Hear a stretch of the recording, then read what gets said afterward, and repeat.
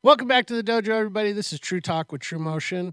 On today's episode, we have our Liam's Facts, we have our top 5 high school movies, we have our Ask a Sensei, our fight scene, our joke, and our final thoughts.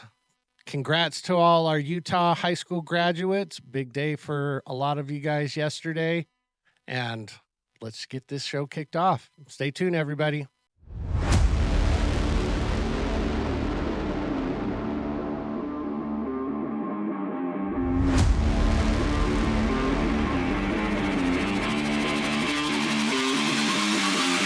Welcome back to the dojo, everybody. This is True Talk with TruMotion, where a couple of guys talk about how to make the world a better place and hopefully make your day a little bit better in the process. My name is Mark, followed by my co-host Tony. What's up? All right. Well, today's at least top 5, and some of the questions are going to be like high school themed because a lot of Utah seniors have graduated and completed the easiest part of their life. Congratulations, guys. It's funny. It's kind of a hot take. I don't think it is, but like, congratulations. I'm not taking away from their accomplishments on finishing high school. That's good for them.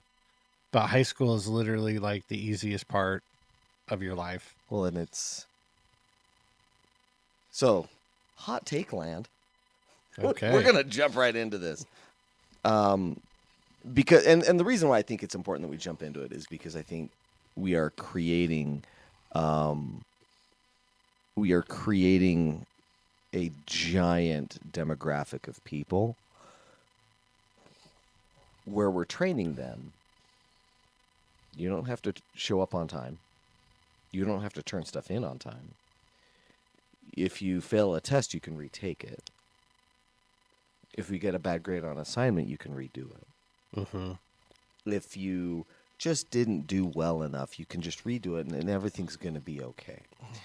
And we've been doing this for a long time. And there's I honestly think that there's going to be a group of people that will, when they get to college, because professors don't care.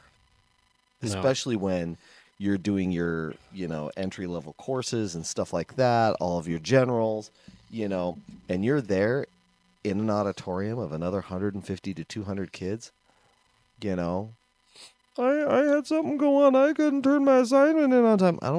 You're an adult. My mom's going to call you. Yeah. No. How old are you? You're 18? Able to live on your own? Well, kind of, not really, but it's like, no, you're going to turn your assignment in. Well, what if I fail the class? Then you have to retake the whole class. Mm-hmm. I can't just retake the test? And it's like, no, you can't. And the thing that I look at this and I'm like, I understand the heart behind people, and like, again, and I've said it a lot on this, on our show, assume good intent. Yeah. When you look at people and you're like, this is, what you did. You made this choice. Let me assume good intent on it first before I call you a complete idiot and a moron.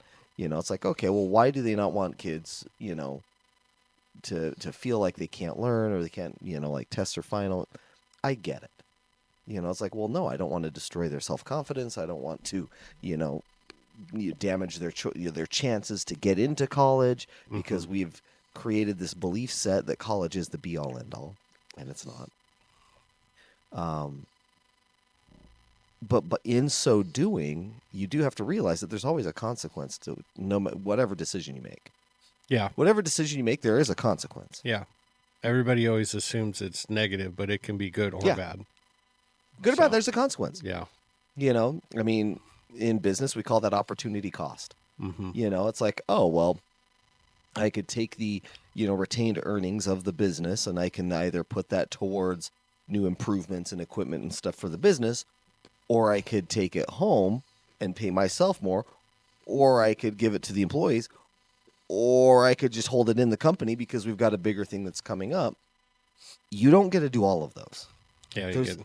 There's not enough money that you're going to be able to do that. It's just you've got a finite pie, and so you've got a choice. And yeah, So I took the money and I gave it to the employees. Great. You do realize that the bathroom needs to be rebuilt, right? Yeah. Oh, well, I don't have enough money for that. It's your opportunity cost. It's the same thing here, that there's always consequences. And with the consequence of like constantly letting people get away with like not turning things in on time, being able to retake a test that you failed because you didn't prepare for it, you are creating this group where they are not going to be equipped to handle actual adult life. Your boss doesn't care if you don't show up on time. You don't show up on time, you're just going to get fired. I don't care what your excuse is. I have time blindness. I don't care what your IEP says. This is what I tell you to do. Like, if you're going to work here, you're working for me. My job as your employer is not to give you meaning in life. Truthfully, because like I believe in like IEPs and stuff like that, because I had one. I have dyslexia and a reading and writing disability. Right. But that is not a crutch or an excuse not to do certain things. Okay. It's like, yeah, I've had to learn how to like deal with it, get better at it, know that I have to give myself time, because if I rush it, it really flares up. Dude, he makes it to the, so that you like, it's almost unreadable. Yeah. How many times have you like been reading a book or studying something and you realize you're like 5 pages down the road and you're like, I have no idea what I just read. I don't remember what I just read. And then you got to go through and reread it. You got to go back and reread it all the time. Yeah. Shanna, sucks. Every now and then Shanna will be like, hey, are you all right? You seem stressed. I was like, how would you know that? And she's like, because your text messages don't make sense. I'll be like, okay. Shanna's awesome. I love her. Oh, shout out, Shanna. Yeah. So, but like, in terms of like time's not an IEP thing. No. Now, time in terms of maybe length of, because for me, it was interesting because when I was in school, I had quote unquote extra time to take a test, especially if it was a reading test. Right. Because it takes me a lot longer to read things. Looking back on it, they shouldn't necessarily have allowed me more time. They should have broken it up to where it's like, hey, you read for 15 minutes, then you walk around for 5 minutes. Yeah. Then you read for 15 minutes and you walk around for 5 minutes. But just to be like, hey, sit there for an extra 45 minutes didn't make it much easier. No. So, but like showing up on time, that's something you prepare for. Yeah. I remember I was reading a story about, there's this company in Japan. I don't even know what company it is. I wish I knew. Where you can get let go for showing up on time, like right on time. So if your shift starts at 8, like at 8, you sit down at your desk at 8. Yeah. And everybody's all like, what's wrong with him? Yeah. Like why would you get rid of somebody for showing up on time? And the guy explained it to where if you show up on time, then that means that you weren't prepared. And if you're prepared, then you're in control of your day and your day's not in control of you. Yeah. Where you're rushing around, you're hustling to do things. You're going to make more mistakes because you're scattered. And when they phrased it in terms of that, I was all like, huh, okay. Yeah. That makes a lot of sense. Now I can understand that. Right. So, and it's one thing, this is where it's like, it's funny, the things that I learned in high school weren't in the classroom. They were learned from like the interactions with teachers and coaches outside of the classroom, where like I'm like very paranoid about being late. Yeah. Very paranoid about being late. Why? Because when I was in high school on the basketball team, if you were late, you ran a lot. It was not a pleasurable experience being late.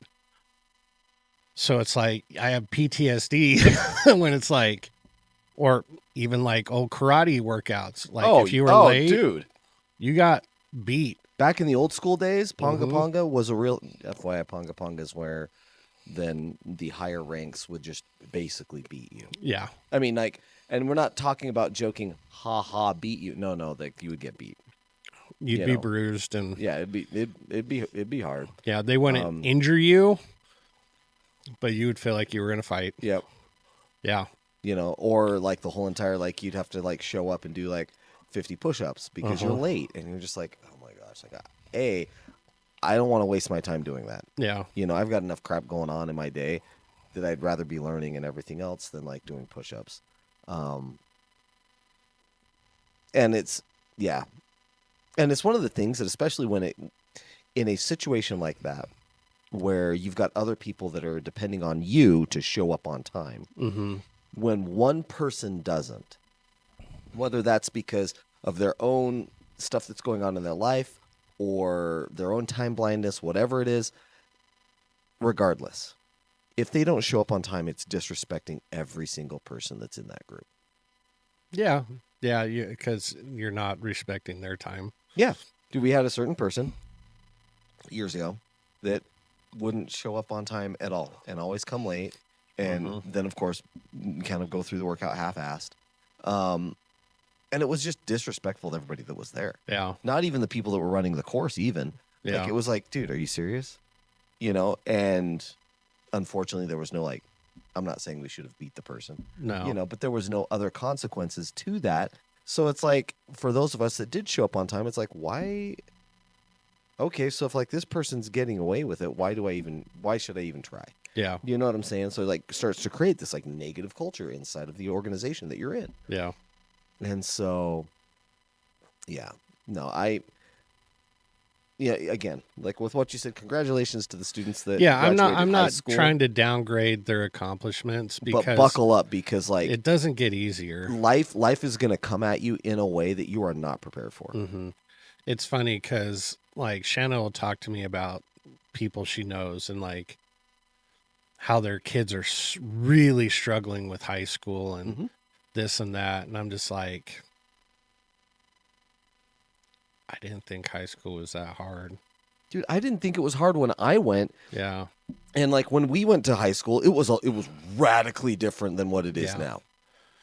Like when you took a test, if you failed that test, you failed that test. Yeah.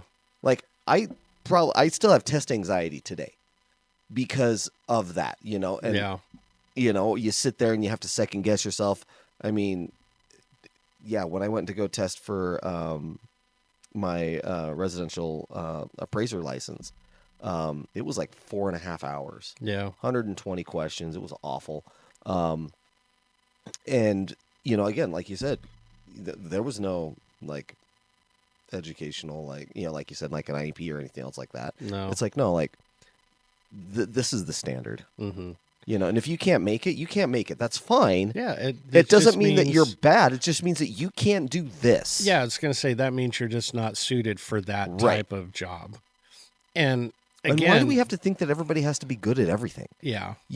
Oh no, you have to be good here too. And you have to be good here too. It's like, why? No, because it's, I don't understand that either, but I get that saying and that type of thought process. It's like, no, be good at, like, find something you enjoy to do and figure out how to make that. Actually, I like to say that, but I also heard somebody say, don't follow your passion, which I don't know if I agree with that. I see where they're, I know where they're coming from when they say that. But, I think that you have to have something that you enjoy about what you do. That is huge. Like for the years that I ran my martial arts studio, I absolutely loved teaching. Yeah. And it didn't matter. Like I remember when, Russell would poke fun at Joe Perry.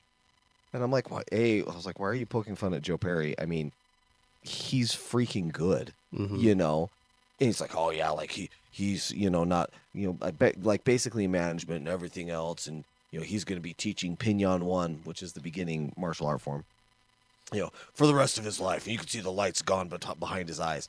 Dude, I like all the way up until the very end. I love teaching Pinyon 1. I love teaching 8-point blocking system. Those are like the beginning forms Not because of the complexity of what it was, but just because I loved teaching. Well, Now, does that mean that I loved everything about the job? Oh, no. Yeah, there's certain things There were that things that nobody I likes. absolutely hated. Yeah. Absolutely hated. You know, someone gets behind. I hated going up to him and being like, dude, like, why do I have to have this conversation with you? Yeah. You know, like, you're behind on your tuition. Mm-hmm. You know, you have to get caught up. Well, this and this and this and this. It's like, dude, no, I'm not playing the game. Like, and that would, like, there was all, I hated when students quit. Yeah. You know, because I honestly, like, it, for me, emotionally and psychologically, it was like a breakup every single week. Yeah. In reality, they're not saying no to you, but it feels like they're saying no to you. Mm-hmm. Yeah. No, You know, I get it. But even though, like, yeah, you know, there were things I didn't like about it. Like, there were other things that outweighed the negative that I absolutely loved about it. Would I say that it was my passion? No. But would I say that I didn't enjoy it? Oh, no, I loved it. Yeah. It was great. You know? And I think that's what he's saying, where he's just like, dude, like, if you, like, go after your passion, because there's a lot of people that are like, my passion's, you know, underwater basket weaving, or my passion's, I want to be a YouTube influencer. It's like, okay, honey, like, you do realize the likelihood of you actually kicking that off as you and I create a podcast on YouTube, you know? Well, the truth is like, I tell people to go for it. And if they don't do it, at least they tried. Oh, 100%. Yeah. So I've never wanted to be one of these people, because I mean, how many people think back when you first started told you were making a mistake when you opened up your studio? Oh, yeah. Yeah, there were a lot of people. Just about everybody. Yeah. The only people that actually like gave me encouragement, and I'm very, very lucky in this fact, was my parents and my great grandma. Yeah. Those are the only two people that are like, oh, that's awesome. Like, you're going to open up a studio. That's so cool. Yeah. And like, you're going to do great. Like, any kind of words of encouragement. Right. Everybody else is like, oh, that's dumb. You're not going to, you got to get a real job and blah, blah, blah. And it's like, so I've never wanted to be one of those people that just like slam the door on their possibilities before they even try. Yeah. It's like, all right, give it a try, but give it everything you got. Yeah. Yeah. And if you can make it, great. If you can't, be like, okay, well, you know what? I gave it everything I got. You figured it out, you know? Yeah. Well, yeah, and it's, yeah. Yeah, but I think that there's going to be a giant chasm between the people who figure it out and people who don't, because we haven't given them the tools to figure it out. Does that make sense? No, I agree. And I don't have the answer to this, but we need to fix how we teach in school. Yeah. Because we're not teaching people to be thinkers. Like, if you think about it, like, how much do you really remember from school? Now, granted, for us, it's been a while, so I get it. Yeah. But, like, they're not teaching you how to learn. They're not teaching how to, like, retain information.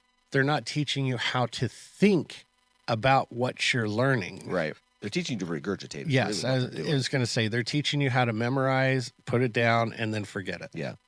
Which is funny. So, and this isn't a knock on teachers. Like, no. It's not a knock on teachers. It's a knock on the system. Yeah, the system of schooling is flawed, because if it's crazy. I remember I was watching this video, and they showed a picture of the first car, the Model T. Yeah.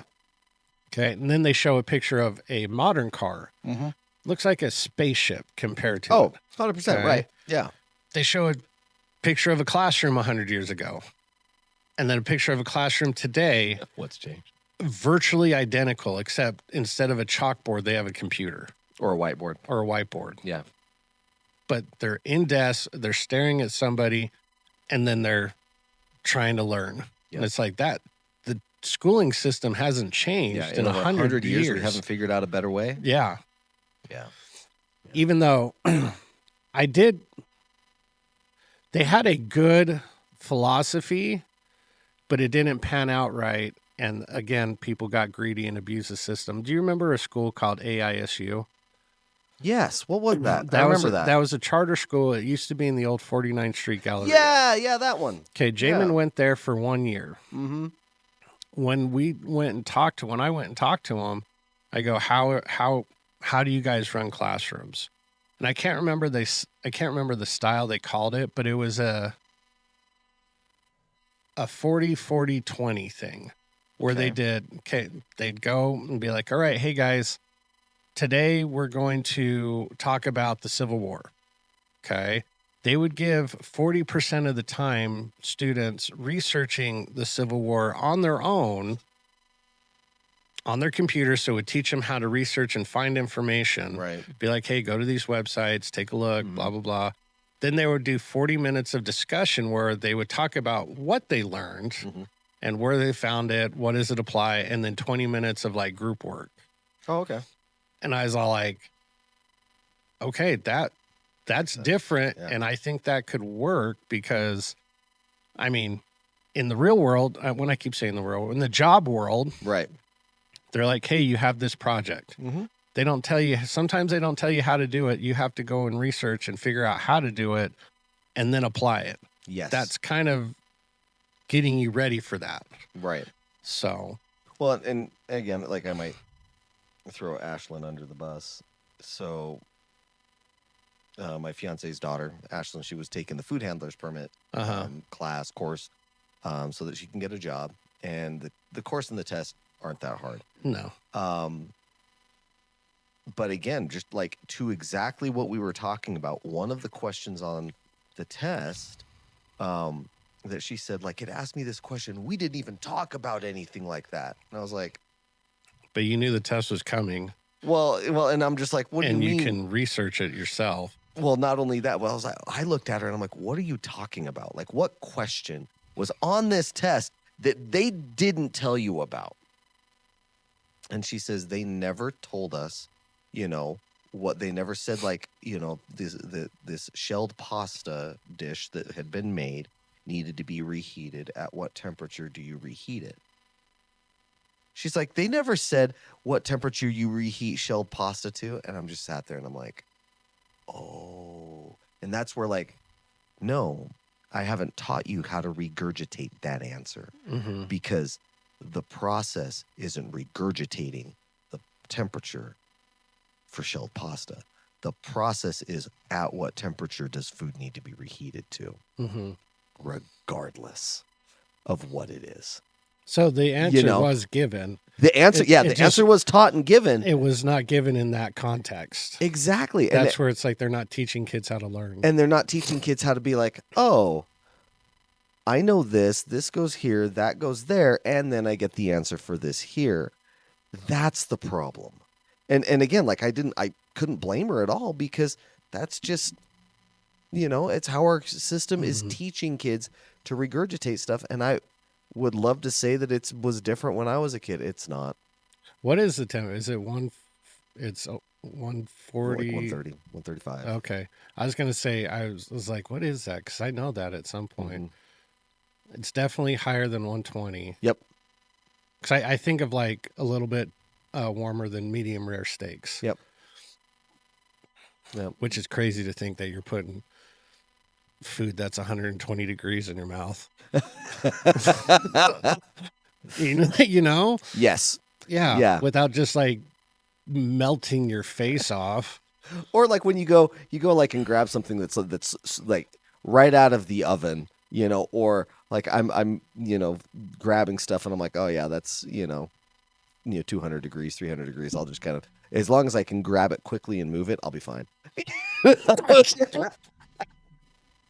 Yeah. And then you watch full on chefs that they've got like bulletproof, like freaking numb fingers. Their hands are toast. And it's like, well, and then you look at them, you're like, you should have like third degree burn scarring all over, but they just don't. Nope. But anyway, yeah, it's like, it's that type of stuff. It's that type of application of the knowledge that, it's like, yeah, like, you have to apply the knowledge. It's just not flat across the board. Yeah. And I think that this has been a problem that has gone on for decades. And the reason why I bring that up is because in Zig Ziglar's book, one of his books, I should say, talked about the prize ham. Mm-hmm. You know, it's a big story in there and everything else. Wins this, selling competition and brings the prized ham home and, gives it to, Red, his beautiful wife, and she cuts off the end of it. And he's like, "What are you doing?" "Well, that's the way my mom always does it. That's how you cook a ham." He's like, "No, well, let's get grandma on the phone.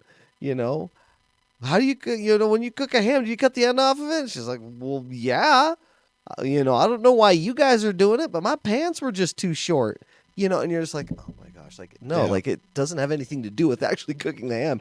It's just a process that you watch somebody and now you're regurgitating. Yep. And that critical thinking is lost. Yeah, and we need to get it back quick, fast, and in a hurry. Well, and unfortunately, I don't think it's going to come back. I think it's one of those, because it's a skill set. To critically think. I think it will come back, but it's going to take time, effort, and a lot of resistance. Oh, resistance like we haven't even seen. Yes. And are people willing to go through the resistance? Right. Are people willing to be uncomfortable? Yeah. Because that's really what it comes down to. Mm-hmm. Are you willing to sit and be uncomfortable in this? It's just like... Because people are conditioned to think that being wrong about something means you're a bad person or you're stupid or you're less than. Yes. Yeah. Which is not true at all. Right. Just because you're wrong just means you were uninformed. Mm-hmm. Now, if you want to continue to believe when you're informed, that's a different story. But there's nothing wrong with being like, "Oh, I think this," and then somebody comes and presents evidence to be like, "There's a little bit more efficient way of doing something. Let's take a look at this." And you're like, "Oh, okay, yeah, totally." Yeah. There's nothing wrong with that. Yeah. It was funny because Shanna's work, they're acquiring a new group or department or something, and their facilities are in Houston. So they're having to like retrain all these employees because they've been doing it terrible for a long time. Right. And Shanna was like telling the vice president and president. Vice president's like one of my good friends from high school. She was all like, "Hey, be nice to these people.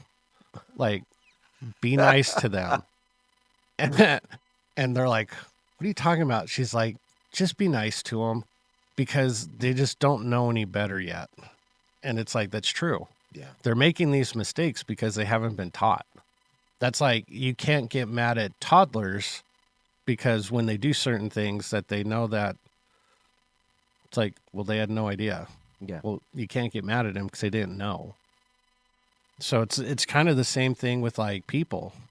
It's like, don't get mad at them because they don't have all the information you do. Share the information with them. Then it's up to them whether or not they choose to do with it or not. Right.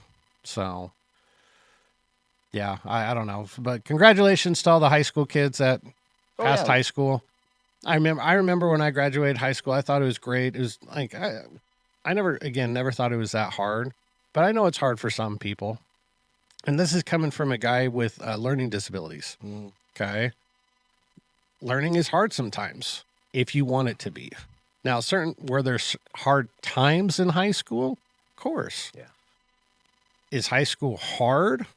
I don't think so.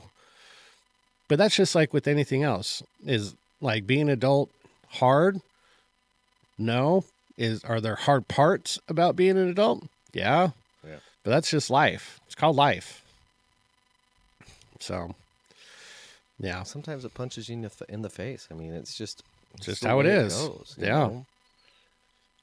I mean, and that's another thing that I think that that the high school kids and stuff like that will learn over time. I don't know if there's any way to really teach this, but to be flexible and change. Yeah. Like it's gonna be okay. Yeah. Things are going to change. Things are gonna get crazy. Yeah. And you just need to be flexible enough to go with the flow. Something bad happens, you just got to deal with it. It's like, if your car breaks down or something like that, you have to, I mean, Currently, right now, my car's in the shop. Again? Yeah, there was a module or something that went out for the HVAC on it. No big deal. But that's the thing. It's like I took it in, and I'm like, yep. And they're like, oh yeah, we're here for this issue, and I'm like, yep. Just let me know. And I just left because I thought it was just going to be there for a day, or two. And then I get a phone call, and they're like, yeah, so we're still running diagnostics on this. We're trying to figure this out. It's like, well, if that's the case, I'm going to need a loaner vehicle. And they're like, yes, we will get you one. And so what are you driving now? Model S. I don't know what that is. It's Tesla's it's their high-end 4-door luxury.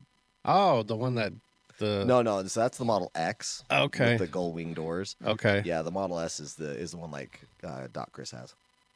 Oh, okay. Yeah. What's yours? I have a 3. A 3. Yeah. Okay. And so yeah, it's a lot nicer. Factors nicer. You're like, I think they do this on purpose. Oh, 100%. The one of the last times that I just took it over to them to have them fix something. They gave me a Cybertruck. Bad idea. It was 5 minutes in that thing, and I was already sold. And then I went and picked up Cammie, and she was like, "The thing is hideous. It is ugly. It is even uglier in person. It is massively huge." I'm like, "Yeah, I know." And so we went driving around in it. About a half hour later, she's like, "Okay, I kind of like it." Yeah. I'm like, "Yeah."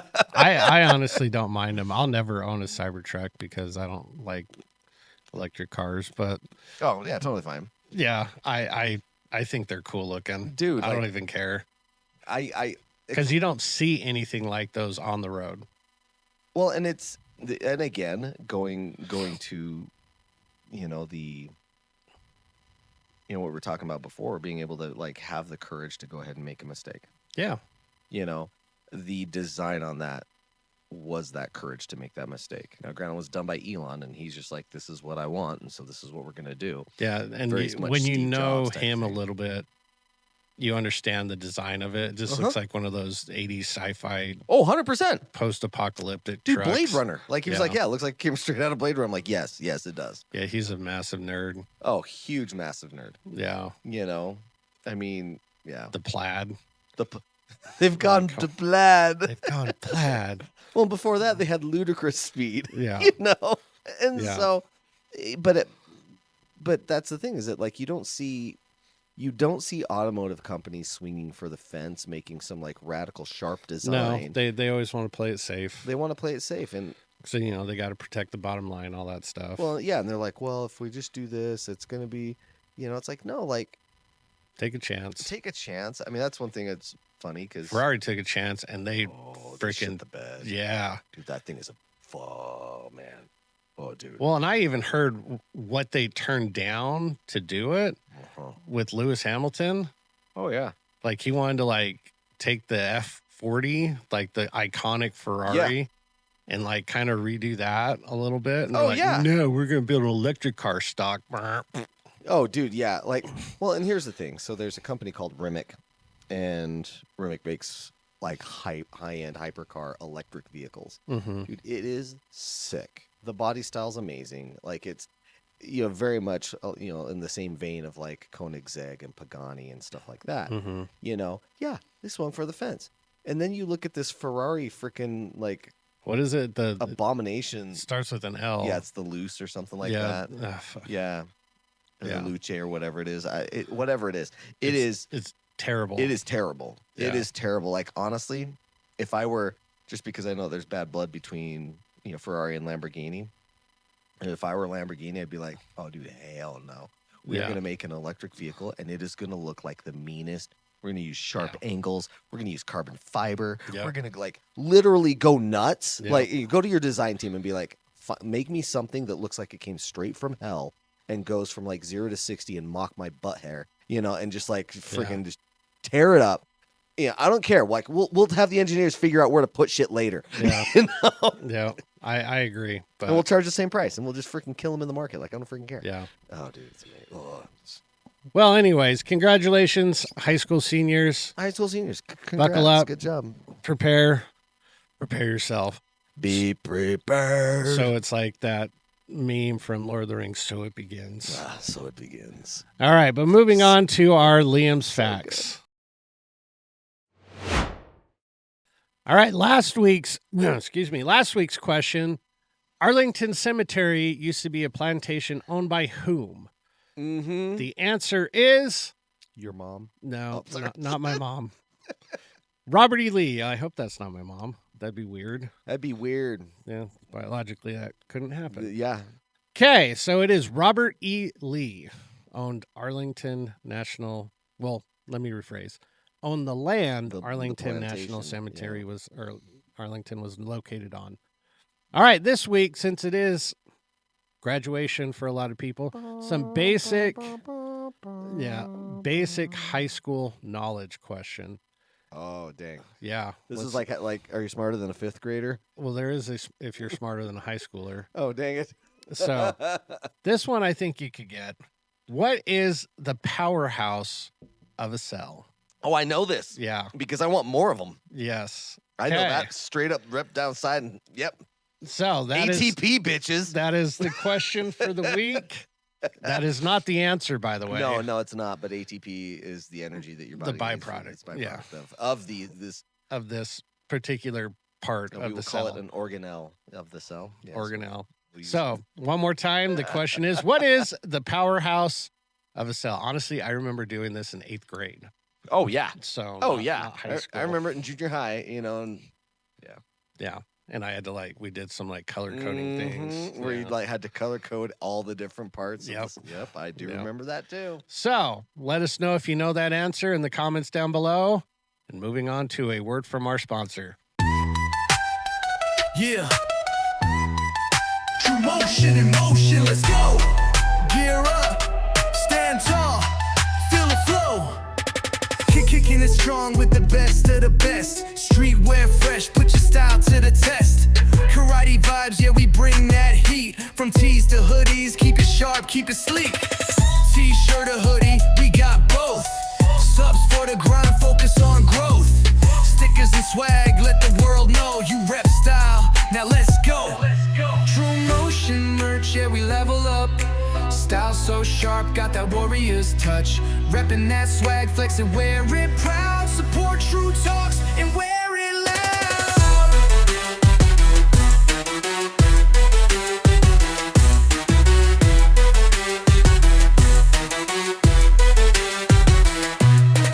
Discipline, power, the heart of the fight. Your fit's gotta match your unstoppable might.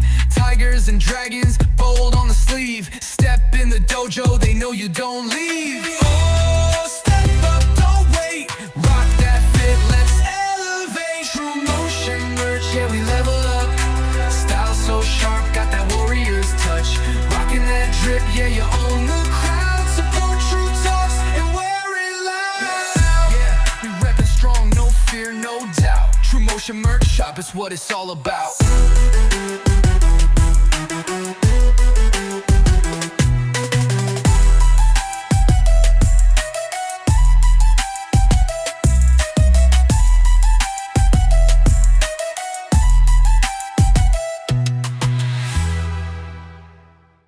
Thank you, sponsor. Make sure you go on, buy some merch, subscribe, share the show, share it with somebody. Maybe it helps them, maybe it doesn't. I don't know. Who knows? But let's move on to our top 5. All right, top 5 high school-based movies. Now, they don't have to be about high school. Okay, good, because but one they of them just on have here, to be in high school time frame. right. Okay, so what do you got? So, I love this show. Yeah. And as I watch it now, I'm like, how in the hell did this get made? Weird Science. Yeah. Yeah, Weird Science.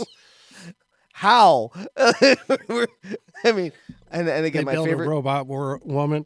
Well, one of my favorites, in the very beginning, where they're sitting there doing this seance with the computer with bras on their head. Yeah, there's so many things in that show that I'm like, that's funny. That's yeah. Okay, Weird Science. So Weird Science is a good one. Can't Buy Me Love. Okay. Okay. 10 Things I Hate About You. Yep, that's a good one. Definite high school. Breakfast Club. Breakfast Club. Okay. Now, this last one I did put on there, and this was before we actually said it just has to be in high school time, not about high school, because technically, Back to the Future is a high school movie. Yeah, you're right, because it takes place in multiple high school. Multiple, the same high school, multiple timelines. Yes. You know? Those are good. Nothing but a slacker, McFly. Okay, here's some honorable mentions. Okay. I got a ton. Scream. Yes. Okay. Scream's technically a high school movie. Dude, like mine are just basically like John Hughes or John Hughes like. Yeah. Basically. It's like, I mean, it should have been just like, okay, give me a top 5 of John Hughes or John Hughes like movies. Yeah, because that's all right. They're all about high school. There you go. Can't Hardly Wait. Do you Yes. remember that one? That one was good. With Freddie Prinze Jr. No. No. That one was with Jennifer Love Hewitt. Oh, that's right. Yeah, and it was about the party at the end of high school. Okay, we're gonna tangent. Okay. So I'm going over to speaking of Jennifer Love Hewitt. I've had a thing for that woman. Oh, she's adorable. Since I was a kid. Yeah. And here's the thing is that like we're pretty close to the same age. And she was on a show. Of course, my mom always had the Disney Channel going on. Yeah. And she was on a show that was called Kids Incorporated. And yes, it is as bad as you think it would be. I remember Kids Incorporated. Oh, yeah. Yeah. And she was on it.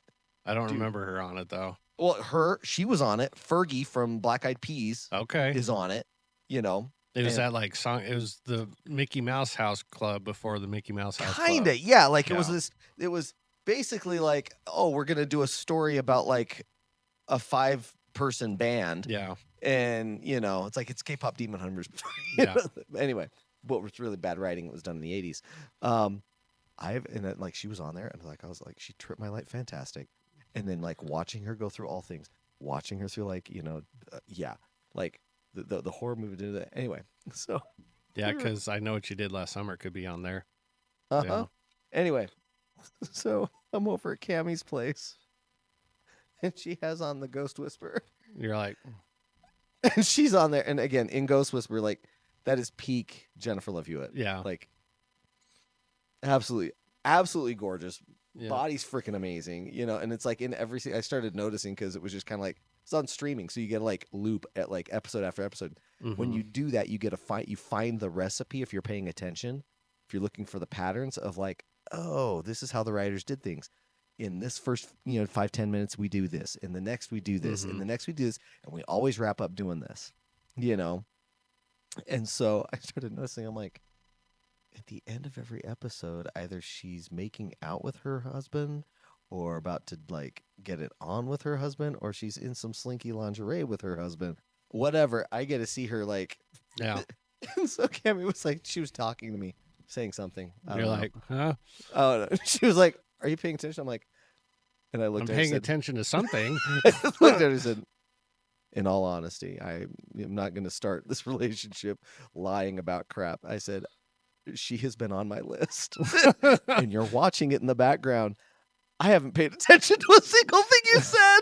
And she just died laughing. She's like, are you joking me? And I'm like, nope. Sorry. Oh, man. So, yes, sorry. My small tangent on my Jennifer Love Hewitt. Yeah, just don't get started on Jennifer Connelly with you. But we don't have enough time in the day for that. All right, moving on with more of my... She doesn't age. I don't freaking care. No, she really doesn't. The Faculty. Do you remember The Faculty? That was the... Josh Hartnett. It was the like monster horror movie. Yeah, like the... Yeah. The teachers are all like monsters. Are all monsters and stuff like that, yeah. Hoosiers. Yes. This one's a different one. Toy Soldiers. Do you remember Toy Soldiers? I do remember Toy Soldiers. Whereas those delinquent kids and they got sent to a military camp that got taken over by terrorists. Yeah. Yep. Will Wheaton's in it. Yep. Oh, yeah. Sean Astin.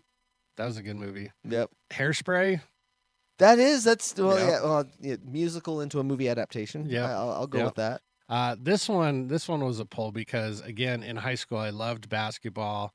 and it was a basketball movie in high school, Sunset Park. I have not seen that one. That one was Terrence Howard was in it. Oh, no way. Yeah, and he's this like stoner that gets on the basketball team. It's great.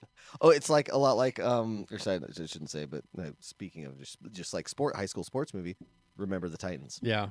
Honestly, I could have made a high school sports, like with you and your John Hughes, I could have made a high school sports list movie. Right. American Pie. Yes. I mean, yeah. yeah. Dude, Allison Hannigan. Yeah. Yeah. She's been on my like cute bucket list, you know. And again, This one time at band camp. This one time at one time at band camp. Yeah. And this one time at band camp. You shut up. Yeah. Breakfast Club. Yes. Same thing. Okay, now here's the top The five. actual top, actual top five. Yeah, very those good. were just all like good Those are honorable high school mentions. movies. 10 Things I Hate About You, just like what you said. Yep. The Karate Kid. Oh, High school movie. Yeah, totally. Varsity Blues. Yes. That Oh my was- gosh. Yeah. Okay. Yeah.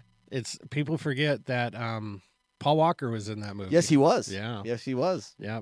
And the late great James Vanderbeek. Yeah. Yeah. Sad to think that both of those guys are gone. Well, and it's it's kind of funny because I was watching again, like there's a whole bunch of stuff that I watch on YouTube. And yes, my fiance laughs at me sometimes. She's like, Yeah. okay. But there's this doctor gal that I watch, and like she didn't post for like a week or so, but there's so much stuff that I watched. I'm like, I didn't really pay Yeah. attention. She came out and said, yeah, she's like, it's been kind of crazy. I just got diagnosed with breast cancer. And she's like younger than me, you know, and her husband also was diagnosed with colon cancer. Oh, dang. And she was like, and it was from a routine screening that he went in, and it was like stage 1, like they were able to go in and just quickly take care of it. Yeah. Good. But I didn't know this, but that's what took James Vanderbeek was Yeah. colon cancer. Yeah. And I'm like, dude, are you joking? Yeah. You know, and then I'm like, well, what am I thinking of? Like my, you know, I hate calling him my ex-brother-in-law. Just call him his name. Todd. Yeah, Todd. Todd's former wife. She got colon cancer when she was like 28. Yeah. You know, and passed away from it. You know, and everything else. And I'm like, Get your what colons is- checked, people. check your butt. You Yeah, know. check your butt. Anyway, sorry. Okay. James Vanderbeek said. Yes, very sad. Napoleon Dynamite. Yes, Yeah. I would feel like an idiot now. Yeah, like, Napoleon how did I Dynamite. miss that? And speaking of John Hughes, Ferris Bueller's Day Off. Yeah. That was the one that I was like, oh yeah, I got all these. And I get here and I'm like, I'm an idiot, and I forgot that one. Ferris, that is number one. Yeah, Ferris Bueller's Number Day one Off. high school movie. That's great. Ferris Bueller's Day Off. That was a good movie. Oh, dude. Yeah. Like so many quotable lines. I mean, Bueller. Yeah, Bueller. Bueller. Apparently, I think he's sick. Sick. Right. apparently, Danny wants us to do a show where we like finish movie quotes or whatever. Yeah. Yeah. It could happen. But those are our top 5 high school movies. Let us know which one. I mean, obviously, we could have done Remember the Titans. Oh, and yeah. Like there's, I mean. Friday Night Lights. Oh, okay. There was one thing I was like, okay, because of this, we talked about right before we started the podcast. I was like, we'll save this for the podcast. Yeah. Okay. Save it for the podcast. 80s and 90s. Tons of high school movies. Yeah. Or movies about kids in high school. Mm-hmm. Okay. How many have you really seen in the 2010s, 2020? Non-Disney Channel movies. Yeah. I don't think I've really ever seen any, to be quite honest with you. So I have a theory on this. All right. Okay. Buckle up, people. Buckle up. And it's going to be kind of like, for some of you, you're going to be like, really? That's your theory? So if you look at 80s and 90s, the largest spending demographic was what? Teenagers. Mm-hmm. By far, the largest spending demographic was teenagers. And if you wanted to market to people, you marketed to who? Mom and dad? No, because mom and dad were baby boomers and stuff like that. You needed to market to the Gen X. Mhm. Okay. And so, or the elder millennials, you know, so you've got that group of people. So you've got to market to them. So what do? Well, let's make movies that show these kids going to where? Going to the mall, shopping, wearing all of these fashion brands and everything else, and going out and getting this type of food and all this other Yeah. stuff. Okay. And we're going to show them in, you know, nicer homes and everything. So this is a whole huge marketing ploy. I hate to call it a ploy. I mean, they're actual good stories and stuff like Yeah. that they're telling. But the reason why these stories are being told is because the money group and the people that are spending that money is that demographic. And I don't want to say that, like, oh yeah, this up and coming generation, Gen Alpha, Gen Z, don't spend money. They do. They just don't have a lot of money to spend. It's different, and I think that's why. That's why we're seeing a lot of remakes and stuff that's going back to the 80s and 90s. Because here's the thing. Because we're the demographic that's spending the money. demographic that's actually spending the money Yeah. are the teenagers of the 80s and 90s Yeah. to today. Well, and that was the thing. Like, when, don't get me wrong, Masters of the Universe came out, you know, like the trailers, I was like, started watching the trailers. I was like, okay, I'm kind of getting excited. Yeah, apparently know. the critics are like Dude, praising it. I'm kind of excited for it, right? Yeah. But then I think it comes out the same weekend as Scary Movie. Oh, yeah.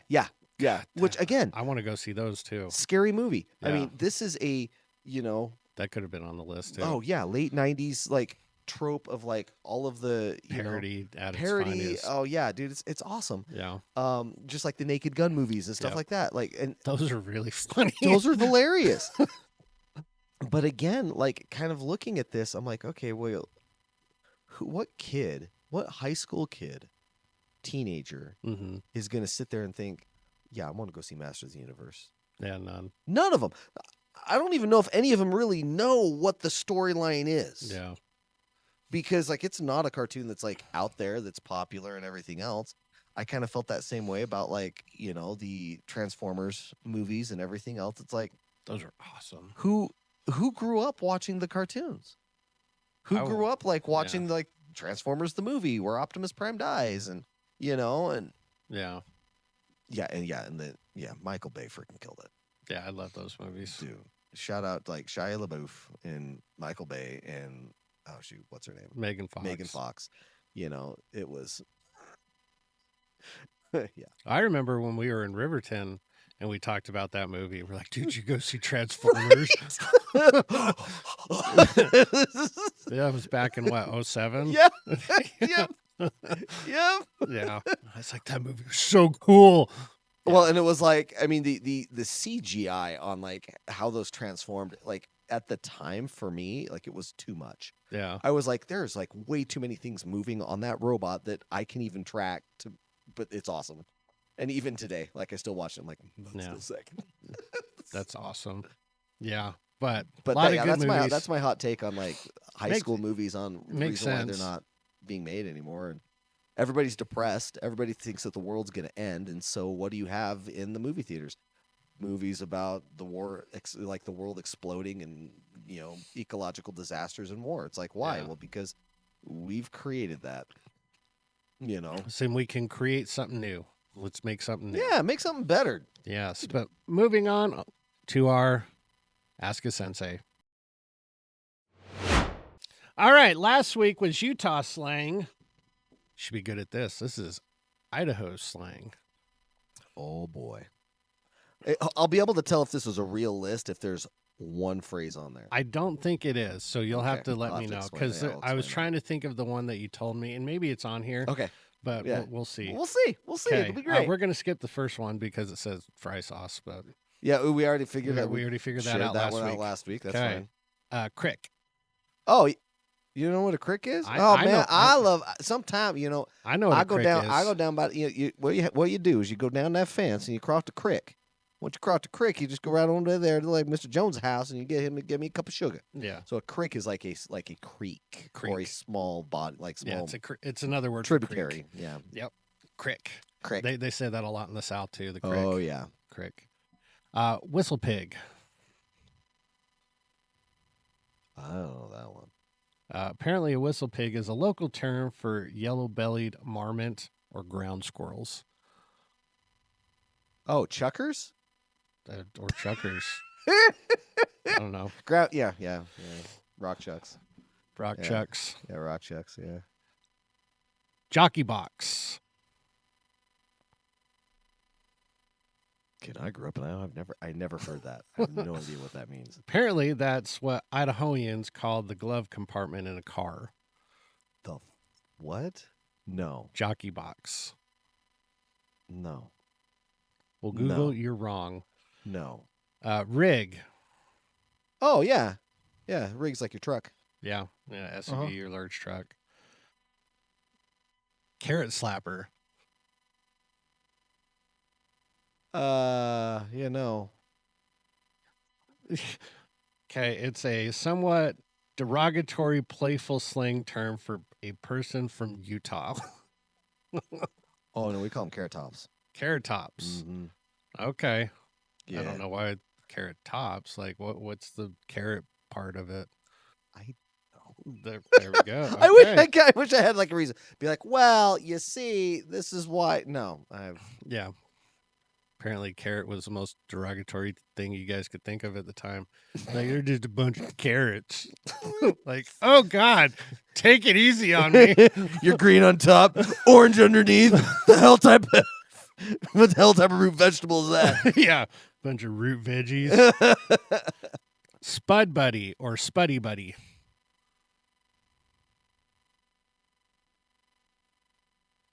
No. Close friend. Okay. Yeah. IF Town or If Town. IF Town. Well, generally when we would say IF, we're talking about Idaho Falls. Yeah, Idaho Falls. Yeah. Smurf. Smurf? Yeah, or Smurf Turf. Oh, yeah. The Smurf Dome. Yeah, it's Smurf Dome is the Boise BSU. State. Yeah, Boise State. Yep. Huckleberry Friend. I don't know what a huckleberry friend is, but let me tell you what, when huckleberries do come in season, damn. Is it good? So good. Yeah, it's a genuine, dependable friend named after the popular wild state fruit.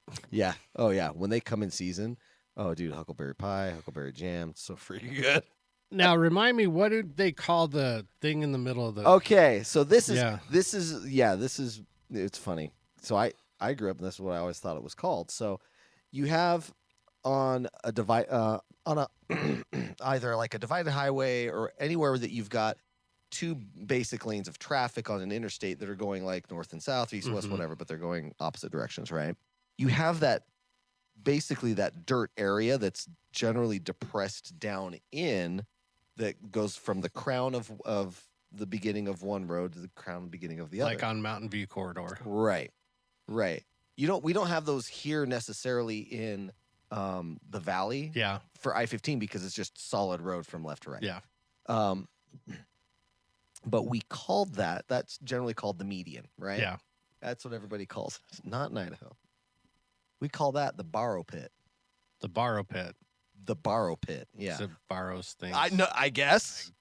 Like it borrows vehicles in the middle of the wintertime when it decides like it's Yeah. icy and snowy. And it's like, nah, I want to borrow that car. You Yeah. know? But no, that's what we call it. I grew up, that's what I thought it was called forever. Had no idea what the borrow was. Like, is it a bar? Oh, like, is it like a bear roll or well, I don't know. The borrow pit. I was like, all right, whatever. I'm trying to think of like other Idaho things to say that aren't necessarily racist. Probably not a lot. Not a lot. Just to let you know, the city of, so I was born in Twin Falls, Idaho. In the city of Twin Falls, I don't know if it's still there, but in the museum of the history of Twin Falls, they had a big sign that said "Welcome to Twin Falls," and then it listed like the derogatory names, no blank blank blank blank blank blank blank as it went down the list of people that weren't allowed to live in Twin Falls. And yes, Mormons made that list. And so, Twin Falls, they hated Mormons so much that when they planned the town out, they were making the town like a grid. Uh-huh. Okay. there's a section of the grid that they took it and then they turned it 45 degrees. And the reason why they did that was because they didn't want to be like Salt Lake. Like legit, we're going to turn, and it makes the roads all sorts of wonky and everything else. See what you get. See what you get? Freaking carrot slappers. Carrot slappers. Carrot tops. Yeah. But moving on to our next question. All right, question number 2. What do you got for us? So I was actually thinking about this. Again, we're talking about high school stuff. What? And I guess thinking about pizza. I don't know why I was thinking about pizza. It's not a bad time to think about pizza. Right. There were certain foods back when we were in high school that they don't make today. Okay. Yeah. What are can you remember what those are? What are some of your favorites? I remember Kudos bars. Okay.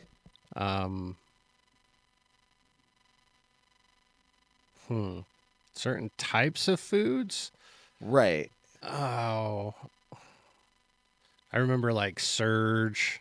Remember the drink? Yes. Crystal Surge. Crystal Pepsi. Crystal Pepsi. Crystal Pepsi. Yep. You can find them still at a couple of places, but the New York Seltzer sodas in the glass bottles. They sell those at Sprouts. Yep. Those were good. Because they always came in vanilla and non just cola flavors. Right. Well, and it was crystal clear. Yeah. That's the thing. It was just the flavoring, no dyes, no nothing. Yeah. Before all that, Oh man, what else? I remember certain restaurants that are no longer around. Yeah. Like Fuddruckers. Yes. I remember Fuddruckers. There used to be a Mexican place. The building's still there. It's not the same place. It was called Gringos. Uh-huh. And we would always get burritos there to sell for lunches. That was fun. They had damn good burritos. Just bean and cheese burritos. Yep. I think there's still one left in Utah, Quiznos. Yes. Yep. Oh man. I loved the Pizza Hut restaurants. Okay. Yes. Yeah. Where you see the building and you're like, that was a Pizza Hut. With the crappy salad bar. Oh yeah. The little arcade that was always there. Yep. That was a cool place. The red place. plastic cups the Coca-Cola cups that you get your sodas in. Yep. And there was always that. And still, as you walk into a Pizza Hut, just because their recipes haven't changed over time, the smell's the same.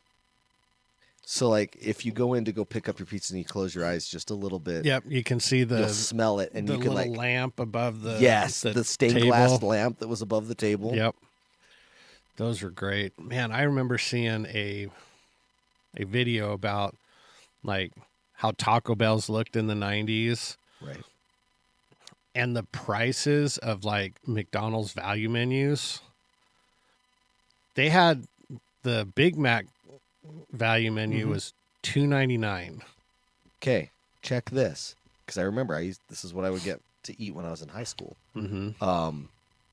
So I would we would all get in a car, my friend's car, Dave Arnold, and we'd go to Burger King. I would get a Whopper Junior value meal and king size it, and it would be $2.50. Yep. And I made. I mean, that's and of course, granted, people are like, yeah, but you didn't make a lot of money back then. It's all inflation. It's all relative. Okay, yeah, fair. There is that. Fair. But here's the thing. Let's talk about just percentages and relativity here. I was making $6 an hour at Albertsons as a bag boy, and still paid a roughly 45% of what I made in an hour for a fast food meal, a whole fast food meal, fries. And this is not small fry. No, large fry, large drink, Whopper Junior, Okay, cool. Now let's look at that today. Whopper Junior value meal, king size. They still have the same, meal and everything else. It's $12, $13. Yeah. So you're going to tell me that a high school student, beginning high school student, is making, $30 or $28 an hour. Yeah. Like, I mean, if we're talking ratios and percentages, that's what that ratio and percentage would be, you know? So. Yeah. No, I remember I was telling Shanna about this. I remember one weekend, it was like a Friday night. It was me, Ronnie, and Mike, some friends from high school. We were bored and we were hungry, so we rounded up all the loose change in our car. Yes. Yep. Yes. Yeah. We raid the couch. Yep. And we got something like $20, and that fed us like a 2-liter bottle of soda. Yes. Each. Yes. And we went and rented a game. Mm-hmm. And I'm pretty sure the game was like the Phantom Menace Pod Racer. The Pod Racer. Yeah. And we played that all night, and we ate all night. Yeah. Yeah, we went and got Taco Bell. Oh, and yeah. it was like, dude, that was like 3 high school athlete kids. Yeah. And $20, like $20 did it for us. And I was like, Dan, you can't do that anymore. Oh no. So the one thing that, again, Pizza Hut had this for just a short period of time, and it was what they called the taco pizza. I remember the taco pizza. Yeah. Same thing with Taco Bell. Taco Bell had the pizza. The pizza taco. The They're pizza the pizza taco thing, whatever they did. Yeah. No, but like, I think they're actually bringing it back. oh, are they? Yeah. Yeah. Because they're hitting that demographic again. Yep. But no, the taco pizza, because it was made on a pan pizza crust. Uh-huh. So it's that nice thick crust and whatever, like, freaking refried bean sauce or whatever they put on top. So basically, it was basically like that pan pizza crust and everything that you would put on a taco. That sounds a lot like, have you ever had a Navajo taco? Yeah. Yeah. Very much like that. Oh, they're so good. Let us know if anybody's ever had a Navajo taco. That's I think not that's from like Utah. a Utah and Idaho thing. I think that's a Utah and Idaho thing. And too. also like the same things, like talking about places that don't exist anymore. Scones, So, yeah, scone cutters. scone cutters. You know, If you want a good scone, you have to go to Miner's Cafe. Miners Cafe. Yeah. Or Sills up in Layton. Okay. Like, no joke. Like, if you're looking for like a good breakfast place, and I kind of look at it this way: you can tell a good restaurant if you like go into like the what people say is the prime time, and they're like, oh yeah, no, like it's 45 minutes to an hour. Yeah. Buckle up, and you're like, oh, Yeah. you know. Yeah, that could but be a it's like, question for another day. Like, what's your grading on a restaurant or breakfast place? What do you get? That's like, yeah, they're good. yeah, right. Yeah. Oh, but no, like they have scones that are awesome. Like, yeah, and they're huge. That place and Sharon's Cafe has really good scones. Yeah, I do remember that. Yeah, Sharon's Yeah. Cafe's got really good scones. But no, like I grew up thinking like, because scones is just what, you know. Yeah. And then all of a Let sudden, us know if you know what scones are. And we're not talking about those Right. crappy things from like the store where it's like baked. No. oh no, or like the biscuit Yeah. freaking cookie things. Yeah, that's That's the not a biscuits, scone. That's not a scone. That's like freaking British abomination yeah. of what a biscuit should be. But yeah, no, like whenever you go, so I'm like, oh, you have scones, and then you see what it is, like that's not a scone. Scones with honey butter. Oh, my Yeah. gosh, honey butter. Those are great. So good. So, but let's move on to our Yeah. next question. All right. So again, this is kind of high school themed related. It's what were you like in high school and what were the best parts for you? Like, were you in any clubs, activities, teams? Oh, you going down to the clubs? Clubs. All right, Yeah. Jake Quellen, what club are you? All right, Balake. Hey, Aaron. Hey, Aaron. Here we go. Jake Quellen. D Nice. Take yourself down, Mr. O'Shaughnessy. Who? Okay, Shaughnessy. Insubordinate. Churlish. That's such a good That's so good. Yeah. Okay. Anyway, back to the question. So high school was different. I don't want to say different. It was just like you said, there were parts of it that were good. Mm-hmm. There were parts of it that were just really rough.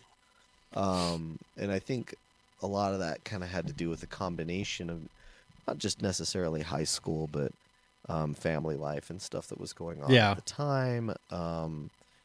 Unfortunately, I was at odds with my parents. I don't want to necessarily say like, oh, I was just a teenager.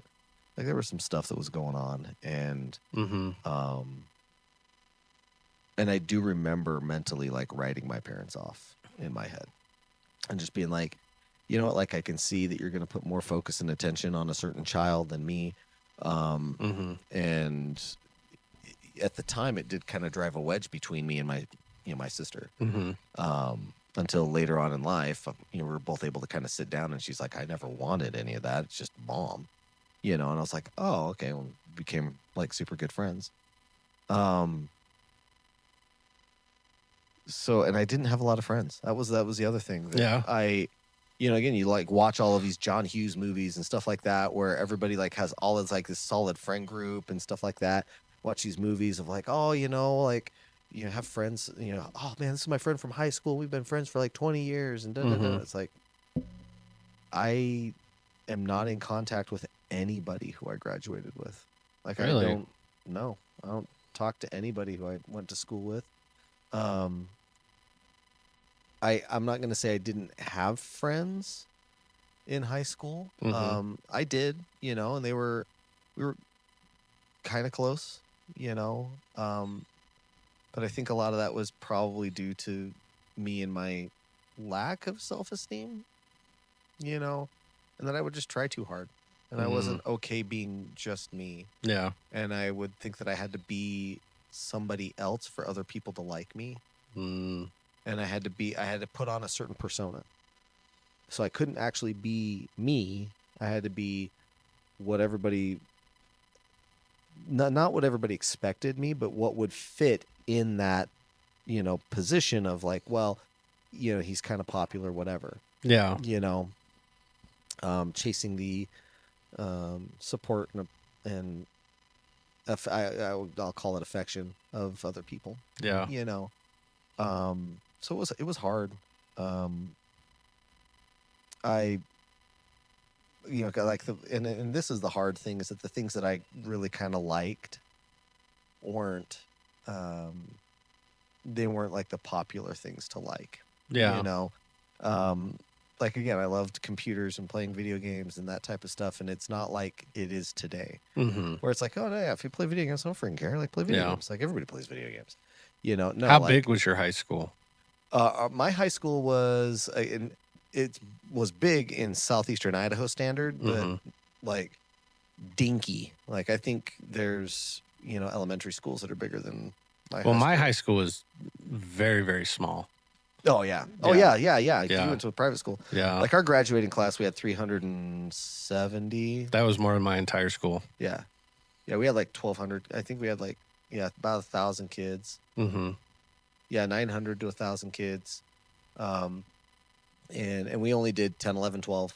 That was the we did 9th through 12th at my school. Yeah. And the most we ever had in my school was 150 kids. Wow. In the entire school. The entire school. Yeah. Holy crap. So I mean, that way you get to like know everybody. Yeah, that's a good thing, and it's a bad thing because you know everybody and everybody knows about you. Yeah. Yeah. And so that was the hard part. And I was kind of a nerdy kid, like that type of stuff, really kind of clicked with me. I also loved, like I did choir the whole entire time. I did, musicals and plays and stuff like that. And it just wasn't like it just wasn't the jock thing to do. Like I hate to put it that way, but it wasn't the masculine boy thing to do. It's interesting because I did all the sports that we had, minus a couple, because again, when you're in such a small school, even if you suck, you're still going to get play time. You're still going to get on the team because they need bodies. Yeah.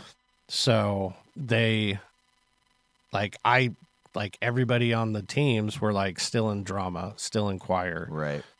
You had to do virtually. In fact, it was a requirement in my school where you had to do 1 year of choir. Yeah. So like, regardless if you wanted to or not, You're going to be doing choir. Your ass was in choir. So yeah. Yeah, it was just a weird time for me. At least let me just put it this way. From the outside looking in, it probably would have, like, probably people who do know me are just like, oh my gosh, are you joking? Like, you were like, everybody liked you. It's like, that's fine, but I think everybody, like, I knew the truth. Yeah. And when a lot of people say, but you know, this is coming from my own perspective. I'll just say, when I say, like, yeah, it's like things were rough, like things were hard. It's like, what do you mean? Like, you had like low self-esteem and everything else? It's like, yes, because in the end of the day, I would look at myself in the mirror and realize that the reason why everybody liked me wasn't because it was truly me. I knew that. And when you know that, and when you know the reason why people like you isn't because of who you really are, and it's because of who you're pretending to be, like, that kind of slowly destroys you. Yeah, it takes a lot of self-awareness to actually realize that, though. Yeah. Yeah, and I knew it. Like, I knew it back then, and it was a coping mechanism to survive. You know, I'm kind of a goofy person, like, and that's the thing. Like, now, like, everybody who sees me now, it's like, no, like, this is who you get. Yeah, I don't play around. Yeah, you know. Yes, I will say stuff that's completely stupid. You know, just because I think it's funny. You know. And eventually you'll find somebody that clicks with that. Exactly. And I don't know if it's just because, like, you kind of get beat up enough emotionally and mentally. And I'm not saying that other people did it. I am saying most of it's self-inflicted. Yeah, that's exactly what I was going to say. I'm like, No. It's because I did it to myself. Yeah, no. Anytime I suffered through any type of, like, low point or depression phase or lack of self-worth, anything like that, it was all 100% self-inflicted. Right. Nobody ever said anything or did anything to me that made me feel that way. It was all just, I mean, yeah, you'll deal with rejection, but, like, everybody deals with rejection. Yeah. But yeah, anytime I've ever felt like, quote unquote, bad, it's all self-inflicted. Yeah. And it's because I allowed myself, like, having time and experience and being older. It's just because I allowed myself to be that way. Yeah. So. Well, and it's kind of funny. So Cammie and I are going through marriage coaching.